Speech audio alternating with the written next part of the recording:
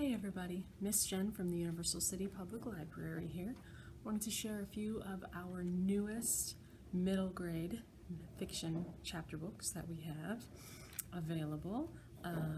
If you follow the link listed later on, it'll take you to our website where you can see covers of all of the ones that we have added since COVID, since people have access to the library has been limited and people can't browse like they would like to, or like we would like you to. Anyway, so I wanted to highlight just a few. I wanted to start this one, The Lost Wonderland Diaries. You see that? By J. Scott Savage, the author of Far World and several other really good series, Wonder Cove.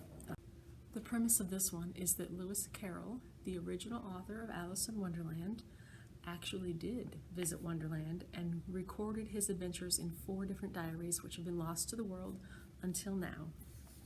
Celia and Tyrus discover the legendary lost diaries of Wonderland, and they fall through them into a portal and end up in Wonderland itself. Same fantasy world as the White Rabbit and the Mad Hatter.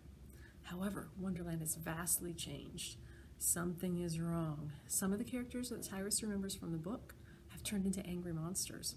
Helped by the Cheshire Cat and a new character, a little rabbit named Sylvan, Celia and Tyrus desperately work to solve riddles and puzzles and find their way out of Wonderland. But the danger increases when the Queen of Hearts begins hunting them, believing that the 2 young visitors hold the key to opening multiple portals to multiple worlds that she can then go into. Will the crazed creatures of Wonderland escape into the real world? Can Celia and Tyrus stop them and save both worlds, or will they get stuck in Wonderland forever? This book has some of the same whimsicality that we love from the original Alice in Wonderland books, but the characters are far more likable and relatable, and the story somehow seems a little more grounded in reality. The author manages to weave a tale that perfectly balances logic and imagination. If you're a fan of middle grade adventure, fractured fairy tales, or Carroll's original work, then I definitely recommend this book. The next book I want to talk about, grab it here. This one is called Dress Coded by Carrie Firestone. Look at that. This one is fabulous. It stars Molly Frost. She's your typical 8th grader. She has self-esteem issues. She worries about friendship, body issues. She's working hard to do well in school, navigate new friendships. However, unlike other 8th graders, Molly's family's falling apart. Her 17-year-old brother Danny won't stop vaping.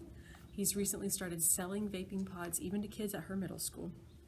Molly's constantly stressed and worried that everything's going to implode. So when she sees one of her friends getting yelled at by 2 male teachers for wearing a shirt that doesn't completely cover her shoulders, that's it. Molly has had enough, and she starts Dress Coded, the podcast. Activism is new to Molly, but she doesn't let that stop her. Somehow she manages to become a safe place for other girls at her school, and even a few of the high schoolers that used to be at her middle school, she becomes a safe place for them to come and share and talk about their issues and share their experiences getting dress coded.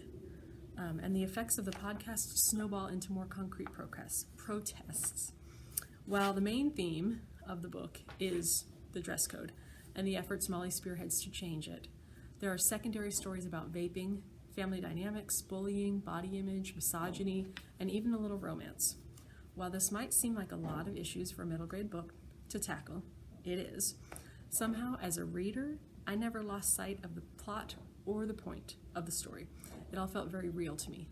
Yes, Molly was totally overwhelmed at times, but I remember being completely overwhelmed when I was in middle school too. And yes, there's a ton of crazy issues thrown in the book, but none of them felt forced or thrown in just for kicks. They all had a point. So the book was an easy, quick read. The themes are timely, and the author handled them seamlessly. I never felt lost or distracted.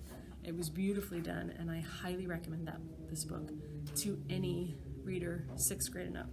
Again, that's Dress Coded by Carrie Firestone. And the last one, save my favorite here for last. This one is called City Spies by James Ponti. This is the beginning of a fabulous new middle grade series, spy novels for the middle grade. Sarah Martinez is a hacker who recently broke into the New York City foster care system to show what her cheats and lawbreakers and liars her foster parents were.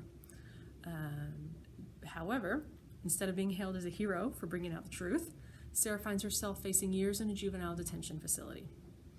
Enter a British spy, a man called Mother, is what they call him, who not only gets Sarah released from jail, but also offers her a chance to make a home for herself in a new secret MI6 agency.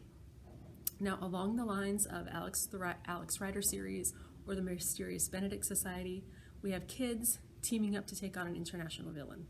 The characters are fun and totally believable if you accept the premise that MI6 would actually use kids in their secret ops.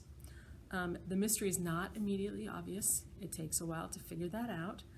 There's action and mystery with no gore, no violence. It's clean and believable, but it doesn't feel sanitized. It's like keep you on the edge of your seat. Got to stay up late and finish and find out what happens mystery. And I'm super excited to read the next one. So anyway, that is City Spies by James Ponti. The second installment in the series comes out this year, so we will have that when it comes out. But anyway, come on down to the library, check out any of those three or any of the other ones that we have, all the new stuff up since COVID. Thank you. We hope to see you soon.